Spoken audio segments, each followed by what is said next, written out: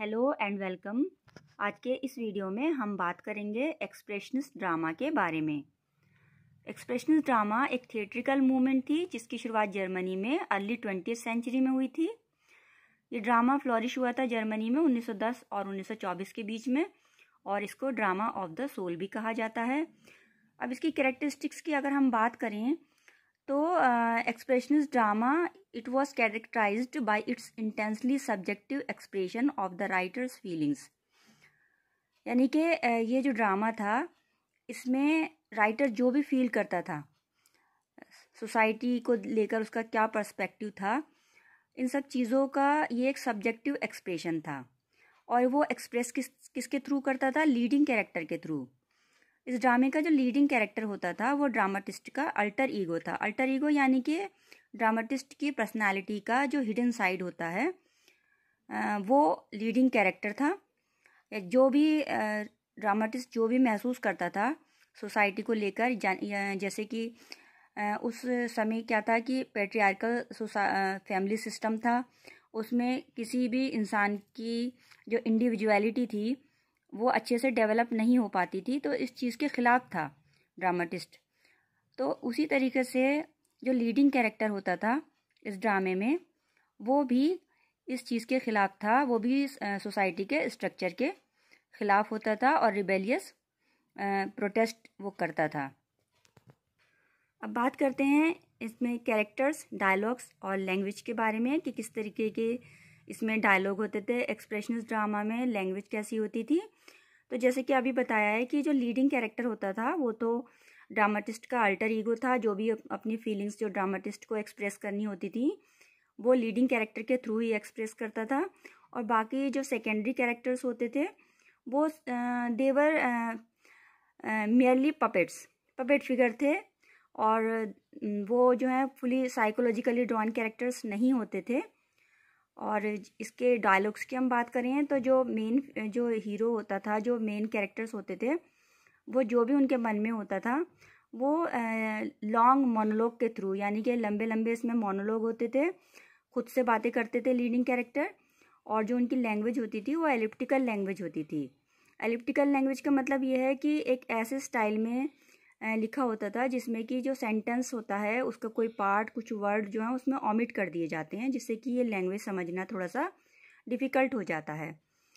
तो इसकी कैरेक्टरिस्टिक्स क्या हो गई कि इसमें एक तो जो ये है कि लीडिंग कैरेक्टर होता था वो ड्रामाटिस्ट का अल्टर ईगो होता था, उसकी पर्सनालिटी का हिडन साइड होता था। जो ड्रामाटिस्ट सोसाइटी को लेकर जो उसका पर्सपेक्टिव होता था तो सेम पर्सपेक्टिव जो है लीडिंग कैरेक्टर का भी रहता था, और वो सोसाइटी के जो स्ट्रक्चर है उसके ख़िलाफ़ वो बगावत करता था। और दूसरी चीज़ ये कि इसमें बाकी जो कैरेक्टर्स होते थे वो सिर्फ पपेट फिगर्स होते थे, साइकोलॉजिकली ड्रॉन कैरेक्टर्स नहीं होते थे। और इसमें लंबे लंबे जो है मोनोलॉग होते थे, यानी कि जो लीडिंग कैरेक्टर थे वो खुद से ही बातें करते थे, और जो उनकी लैंग्वेज होती थी वो एलिप्टिकल होती थी, जो कि मुश्किल से ही समझ में आती थी क्योंकि सेंटेंस का कुछ पार्ट, कुछ वर्ड्स जो हैं उसमें ओमिट कर दिए जाते थे, गायब कर दिए जाते थे। अब बात करते हैं इसके बैकग्राउंड के बारे में। तो ये जो टर्म है एक्सप्रेशनिस्ट, इसको जो कॉइन किया था, सबसे पहले जो इसको यूज़ किया था वो थे चेक आर्ट हिस्टोरियन एंटोनिन मटेजसेक। इन्होंने सबसे पहले एक्सप्रेशनिज्म और इम्प्रेशनिज्म, इनको जो कंट्रास्ट करने के लिए इस वर्ड का यूज़ किया था। और उनसे पहले जो 1901 में जूलियन अगस्ट हार्वे ने अपनी पेंटिंग्स के बारे में कहा था, जो एग्जीबिशन लगी थी पेरिस में, उसके बारे में उन्होंने कहा था कि उनको कहा था एक्सप्रेशनिज्म। और जब लिटरेचर को जो के लिए जो ये वर्ड अप्लाई किया है वो सबसे पहले हरमन बायर ने 1914 में किया है। स्टेनबर्ग को एक्सप्रेशनिस्ट ड्रामा का जो है वो प्रीकर्सर कहा जाता है, क्योंकि उन्होंने कुछ ड्रामाज लिखे थे जिसमें है to Damascus, the dance of death, the dream play. इसमें उन्होंने फ्रायड की ड्रीम कॉन्सेप्ट का यूज़ किया था। अब फ्रायड की ड्रीम कॉन्सेप्ट ऑफ ड्रीम क्या है कि उन्होंने कहा है कि जो भी कुछ जो हमारा ड्रीम होता है वो क्या होता है, वो हमारी दबी हुई जो इच्छाएं होती हैं जो कि हमारे अचेतन मन में चली जाती हैं। जो हमारे ड्रीम होते हैं वो उन्हीं को प्रकट करते हैं, यानी कि जो हम स्वप्न में देखते हैं।